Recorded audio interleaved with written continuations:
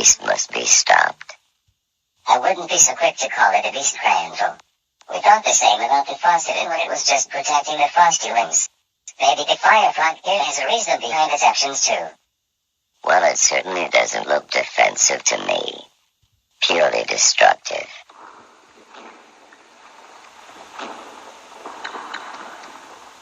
At least I die with wonder. What on earth? Die another day, Rider. Hop on. Take us to safety, Crandall. This one's here. It's not safe for you, too. It's not safe for you either, Crandall. I know. But someone needs to face the fire frog, don't they? You have tamed this creature. Extraordinary. The name's Crandall. Captain Crandall. I used to be in the history books. Yes, I recall. You are a noble warrior. If I trust anyone to defeat the fire frog, it is you. Guess you win then, Crandall. Go make your brave stand.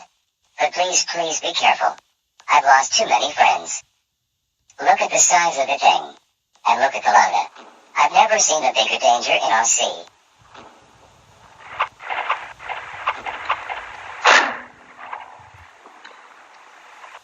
The board. All our history. Everything we have built. Gone in an instant. Avenge my home, Crandall. Avenge it.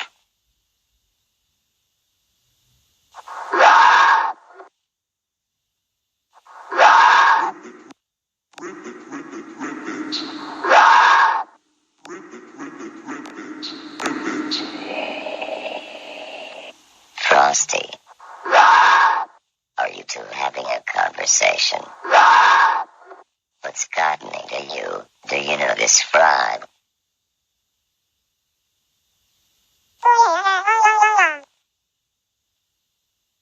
Crandall, what's happened to you? Are you okay? It looks like this creature is telepathic. It is communicating with Crandall's mind. But what is it showing him? I see the very beginning. The Frostadon was created by Morphus to be the ice god of this dimension, and Morphus's brother made the frog to be a fire god. Together, the two created an elemental harmony that maintains our sea's temperature. They even fell in love. However, the frog had been created with too much rage. This anger became an explosive danger, and sadly Frosty had to use telepathic powers to put it to sleep. The sleeping frog became the base of Port Rocko. Meanwhile, Frosty moved on to give birth to their children in order to restore elemental harmony once more. Thank you for showing me this, Frosty. I didn't even realize you were telepathic. I'm glad I earned your trust. So the Frostylings are just Frosty's kids? The frog was their parent too. They must be half ice, half fire. Wow. They haven't developed any powers yet, but I suppose you are right. And I thought raising ice breathers was gonna be hard. Look on the bright side. They'll be able to toast some nice tasty residents for you.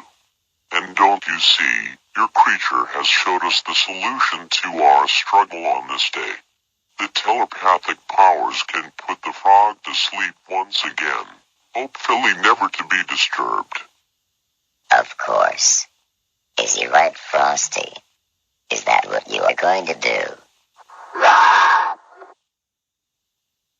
Why do you look so sad, Frosty?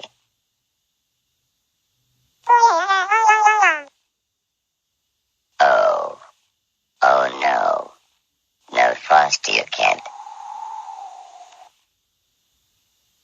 Come back. What's wrong, Crandall? What did Frosty say?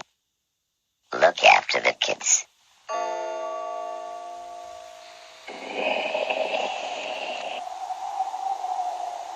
I don't understand. I thought the plan was to use telepathy. The Frostadon is too old and weak now to put the frog to sleep. She made the call that our only hope was overliving our elemental power. And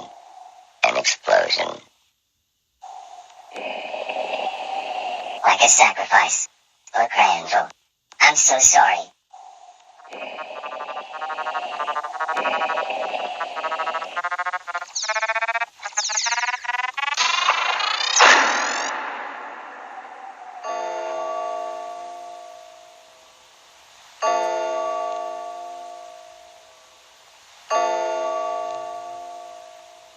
The port is avenged. The beast reduced to a sculpture. But so is Frosty.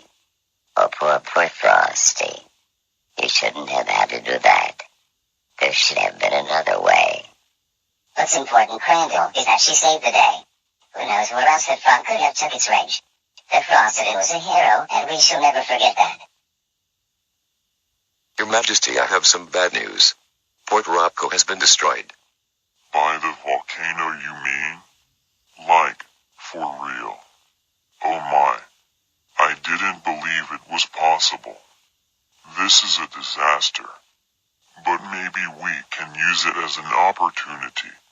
Yes.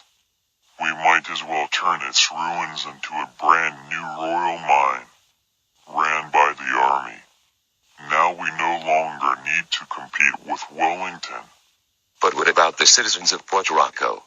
Can't they return home? They were evacuated to Port Slumberton, weren't they? Well, there's the solution. Attention everyone. We have a new decree from the king.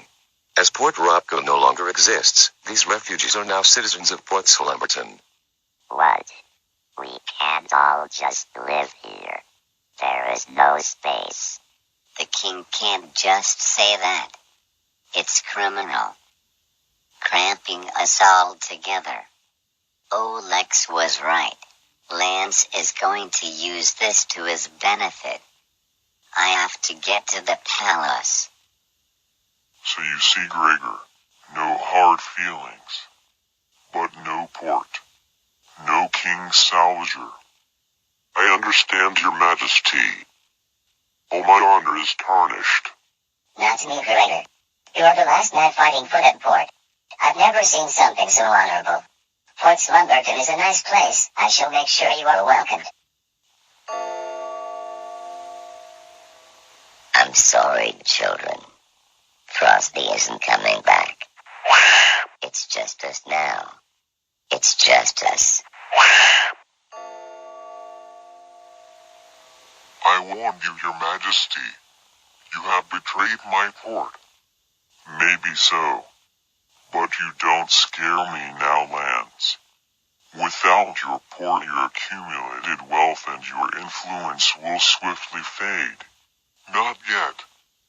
I haven't lost it all yet, and I am going to use it to bring you down. Stop. Wait. I have something to say. Erlingbert, guards, arrest that fugitive. Oh, you can arrest me, your majesty. Or you can listen to my proposition. Is the mighty king too cowardly to face a challenge? Very well. Speak. What is it you propose? An election. You can't do that, Engelbert. That's my plan. I know, Lance. Cousin Lex told me. It's a good plan, but we can't have you using it. The seed deserves good leadership. You would be no better than the king. I'm not sure I understand. What do you mean by an election? You sit on a throne of lies, your majesty. A myth of royal blood. Its authority is not real. Your ancestor simply pointed to a dream and said, "Hey, those humans dream of kings. We should have a king too. The seed deserves someone with true authority. There is something else the humans dream of. Democracy. And I propose we hold elections here. Let the starfish choose who should lead them. Use your royal powers and call an election. Me versus you." Ha ha ha ha ha. Oh, are you really serious? Well, I see no harm in it. you will obviously lose, and the humiliation will be a beautiful sight. And then I'll have you thrown back in jail. But you'll really allow it? A real election, involving all the ports? I shall. Each port will vote for a candidate. Whoever has the majority takes the lead. There are only 4 ports now. The winner will need votes from 3, and it will have to be me. You are only prolonging your defeat. What about you, Wellington? Are you a candidate too? No. That would confuse the system. I shall just fund my cousin's campaign. Really? I thought you hated me. Not as much as I hate His Majesty. Maybe we can finally do something good as a family. Bring him down. Thank you, cousin. Well then, Your Majesty, our battle has begun. And consider it over in time for the royal banquet with the elite next week. You are no longer invited, by the way, Wellington. Your little game amuses me, Engelbert, but I'll be bored by then. You have a week to convince yourself to the ports, and I shall have voting stations arranged. I would refer you to the ancient human dream, though. Beware going up against Goliath, David. Something tells me you don't know how that one ends.